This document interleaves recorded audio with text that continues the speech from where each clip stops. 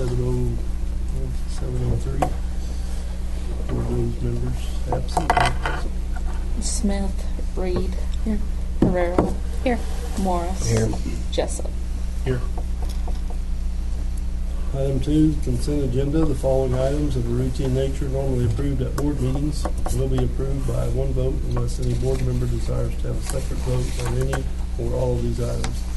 Consent agenda consists of a discussion, consideration, and approval of the following items. A, minutes of November 17th, 2014 regular meeting, and minutes of December 8th, 2014 special meeting. B, activity fund expenditures. C, approving expenditures for and signing warrants of A, general fund, B, building fund, and C, child nutrition fund.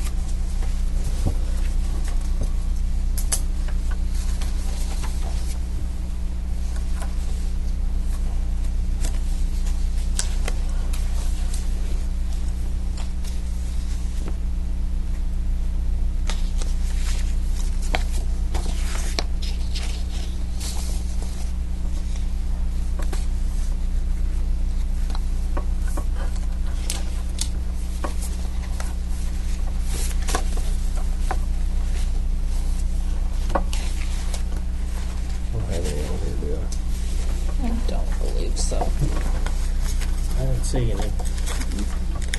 I forget after them all. But I had a feeling you're going to make up for that next month. Yeah. Yep. I got one down there for the siren for the bus that apparently she had never sent yet. I have the PO ready, just waiting on the invoice. This off subject has nothing to do with school. You got air filters from my big pickup. I think, yeah. I will have tomorrow. I ordered a whole bunch of them today because I was out. So, yeah, I will have tomorrow. Okay.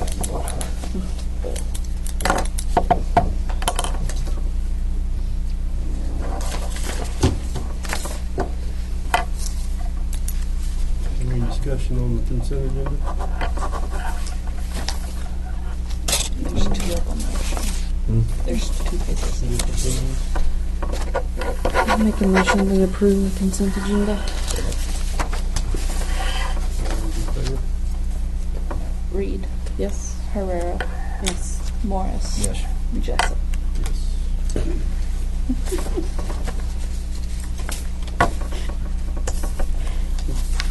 Just go ahead and ignore that. Item 3, superintendent and principal report. Okay. On our, 26 back. Yeah, I need one. Sorry about that, Cindy. It's my bad. My Borrow bad. your pen. I know at least know how come she was hung up on that. Yeah. She's already been separate. It's the only way I stay awake. All right. Our collections totaled $44,585.35 for December, and gross production, of course, led the way. We saw a decrease in gross productions compared to November of $9,418.30, which hopefully is not a reflection of what's coming, but I'm afraid it probably is. Compared to November or December fiscal year 2014, December gross production in FY14 was $22,288.04. December gross production in FY14 was the second high month of collection. And so far, for FY15, that's one of our lowest.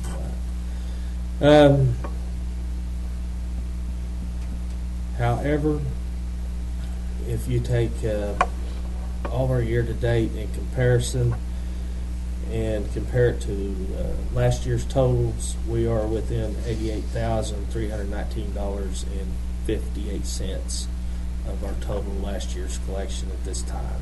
So I think we're going to have as much local money as what we did last year, and we're going to go beyond that. So we will see where the energy industry shakes out. We'll go from there. And rumors abound in the energy industry, and I don't care what anyone says. No one knows where this deal's going, so we'll just write it out, see where it goes. Discussion with Mr. Verumen, and he has told me that he will have various project category cost projections that we can discuss at the January 12th meeting date. Initially when we first started discussing this, I told him that it would be nice if we could try to have something done by December 31st. I'm not going to try to do that. I'm not interested. I don't think you're interested in trying to have 2 to 3 more meetings between now and the 31st of December, because that's our date to have that on a call for an election in March. So we're probably looking at May if we go ahead with this. So I told him to go ahead and have it ready for the projections ready for the 12th, and he said he'd have that for us.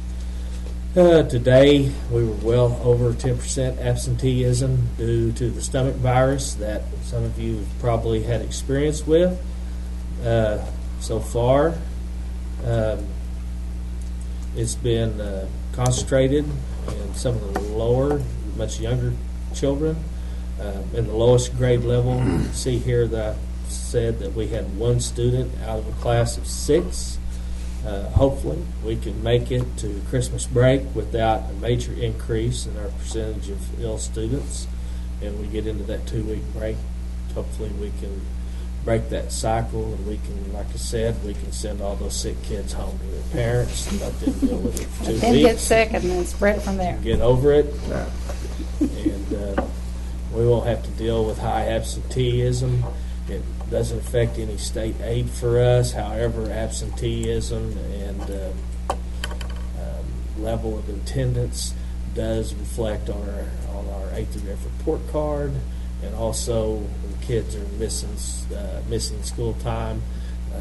It's real critical this time of year.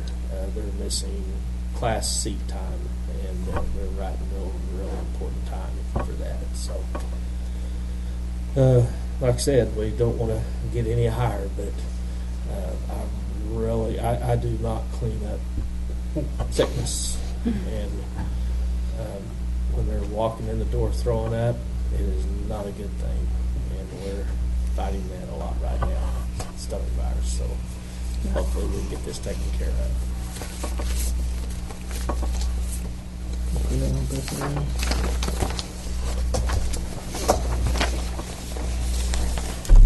Just a little reminder that the games we had scheduled for tonight have been moved.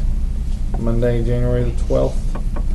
Still be here at Freedom, so it'll be nice if we have another home game in January. We had a lot of home games in November and December, and we weren't going to have as many in January, and so it works out okay for us, I guess. We'll have an extra home game here in January for our fans. This week, tomorrow, we're going to Higgins, playing the high school ball out there, and we'll turn around and play Winoka on Thursday to finish out the first semester. Seniors are going to be drawing for a quilt made by Freedom Judy Shreve, and there will be 3 bicycles that we'll draw to go to kids in our school. Jim Darr, just like last year, Mr. Darr has donated 2 really nice John Deere bikes for us to give away, and got a call from Darren Slater. This last Friday, I believe it's his auto mechanics, auto tech class is going to be coming over, and they're going to do a demonstration of sorts on bike safety for 3rd and 4th grade kids. And he's going to give me a bicycle to give away as well, so we'll have 3 bikes to give away on Thursday night to 3 kids. Today, what I've been wrapped up in and will be the rest of this week, our Alpha Plus summative test came in from our 2nd test. We had lots of growth, 3rd grade through 5th. Those are all paper pencil tests. 6th grade and up are all online tests, so I've been setting on the online test scores for about a week and a half now, because those results are immediate. The paper pencil, like I said, just got to them last Thursday, and they got posted just mid-morning today.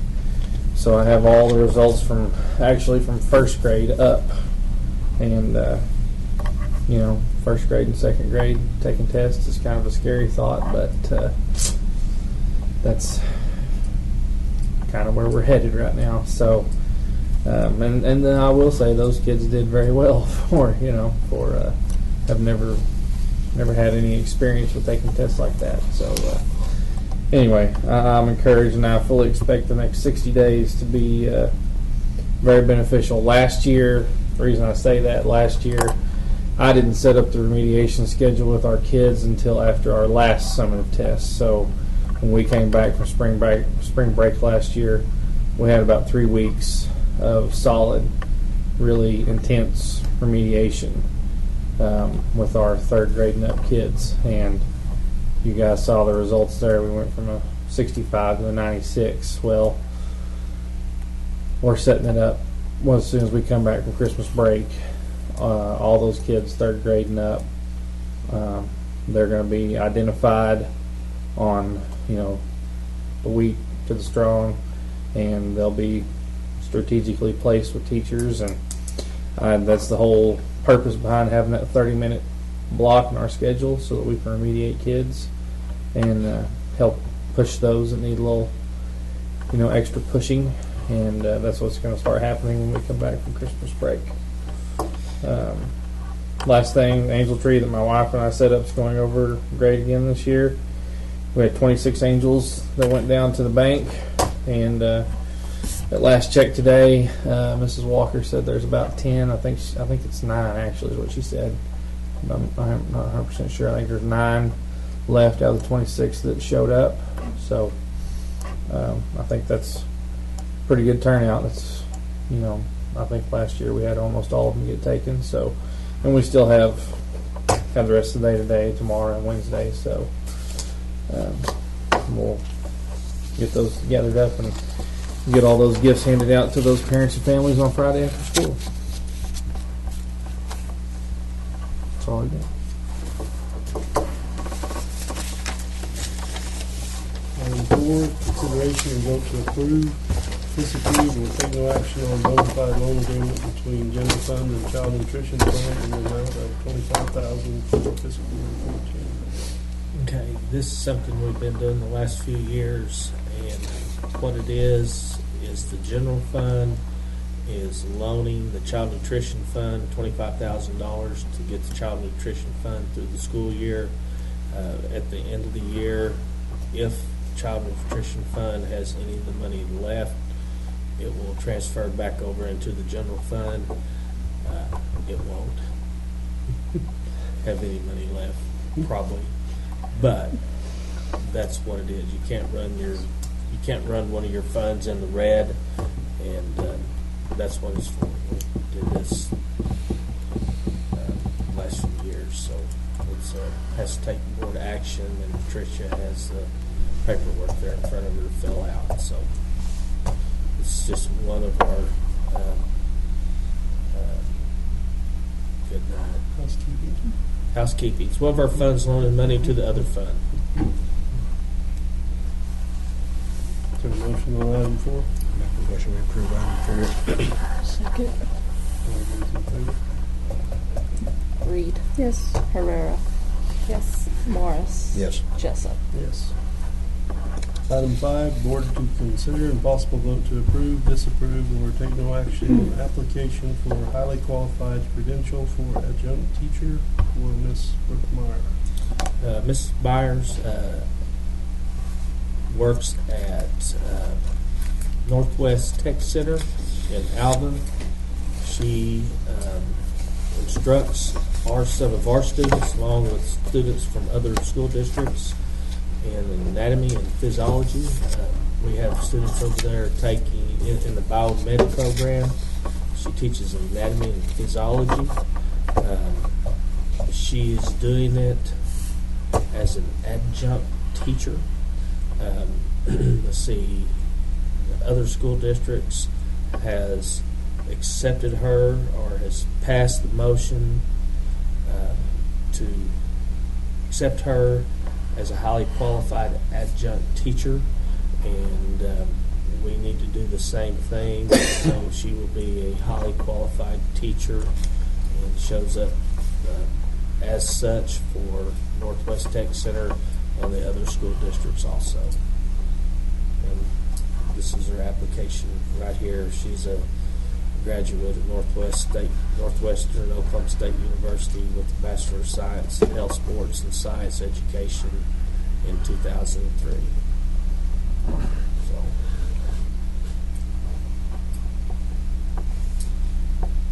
And this one will enable kids to get credit. I mean, that's what it yes, basically is for. yes. And State Department of Ed's already called me already this afternoon. I said, it's board meetings tonight. Just cool it. Just cool it. You need to call her tomorrow. She hadn't fixed it yet. She, okay. So if everybody says no, then I have some explaining to do. Board wouldn't do it. Slater, you got problems. You better call them. Those darn freedom kids. What does this cost us, or what is this just No. normal? No. Just Nothing. No, this is Paperwork. on Mr. Slater. Yep. This is So that we accept a teacher that's not certified in that. it will be like she has an alternative certification. And Mhm. She is considered an adjunct teacher. And they're going to make her highly qualified. Yeah.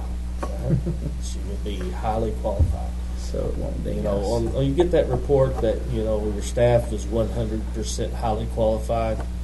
And right now, even though we've already had our accreditation, and we are 100% highly qualified on all of our teachers, suddenly, right now, today, after the fact, it shows up 87.5.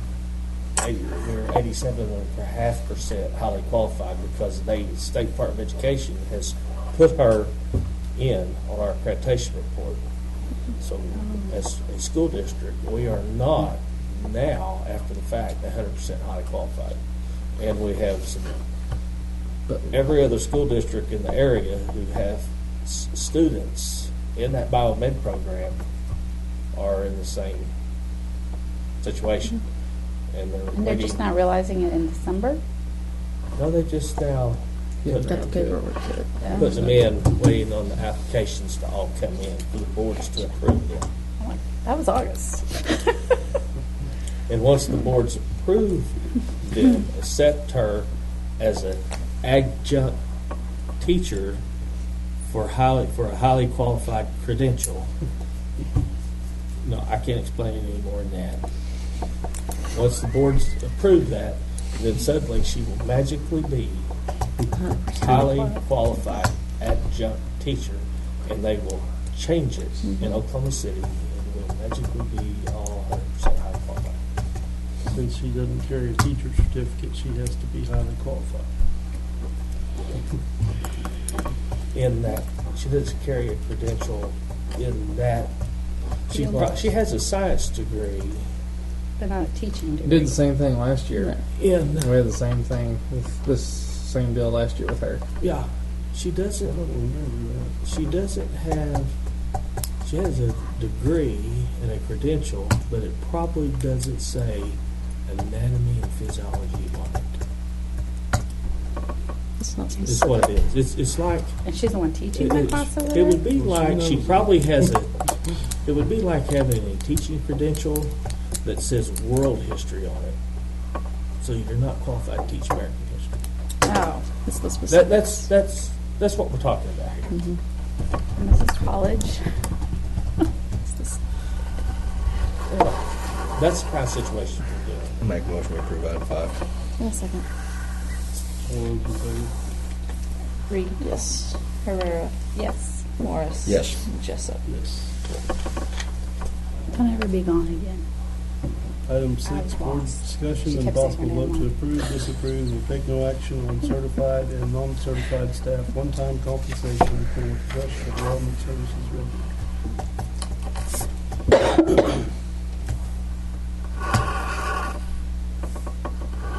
Let me go ahead and get them out. Yeah.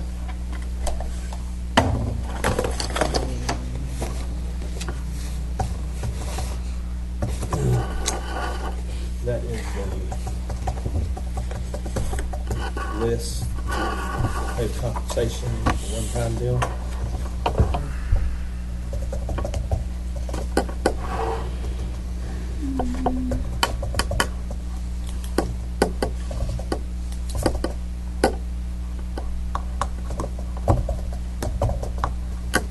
That's a lot of handwriting, Joe. You noticed that, huh? I did. That's one of the smaller stuff. Yeah, I see there's a bigger stack down there.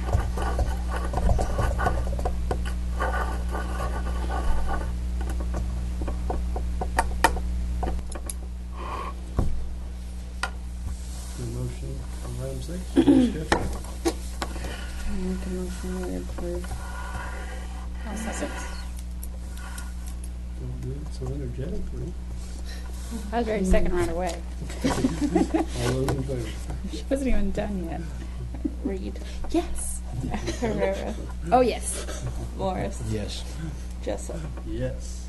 Item 7, board vote to approve, disapprove, or take no action to enter into executive session to discuss the following items. A, discuss evaluation of District Superintendent Danny McCushion pursuant to number 25 of the Oklahoma statute, section 307. I make a motion to go into executive session at 7:28. Second.